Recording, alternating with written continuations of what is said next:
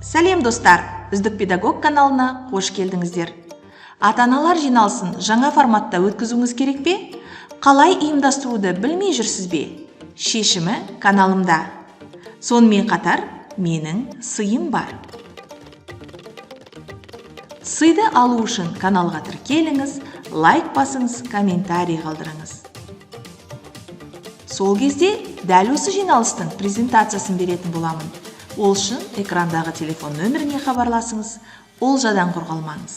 Ал жиналыстың тақырыбы буллинг. Бұл жиналыстың ерекшелігі, бұған оқушылар қоса қатысады. Топ 1, 2, 3 санауы арқылы бөлінеді. Ата-аналар бөлек бір топ, оқушылар өздері бір топ болады. Жиналысты бастамас бұрын ой сергекке назар салдыртасыздар. Тақтаға келесідей сөздер жазылады: бірлік, келу, қалтырау, 60, 20 деген сияқты. Және осы сөздерге ортақ байланысты табу керек болады. Сол кезде жиналыстың тақырыбы буллинг сөзі шығады. Содан кейін буллингтің неше түрі бар екенін, олардың бір-бірінен айырмашылығы қандай және қандай сипаттамаға ие екенін айтып түсіндіруіңіз қажет болады. Содан кейін міндетті түрде жағдаяттар шешілсе, ата-анаға арналған, мұғалімге арналған және оқушыларға арналған. Келесі тапсырма: буллингтің алдын алу үшін не істеу керек?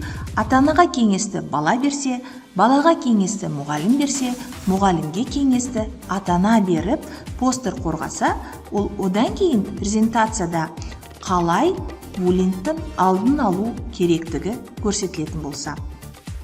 Жиналыс 3-2-1 әдісімен қорытындыланса, яғни 3 сөзден тұратын сөйлем айтады, оны сөз тіркесіне қысқартады, одан кейін бір сөзді қалдырады. Егер де сіздерге жаңа форматтағы ата-аналар жиналысы ұнаған болса және дәл осы жиналыстың презентациясын сыйға алғыларыңыз келсе, комментарий жазып, лайк басып, соңына дейін видеоны қарап, көрсетілген телефон нөміріне хабарласуларыңызға болады. Сау болыңыздар!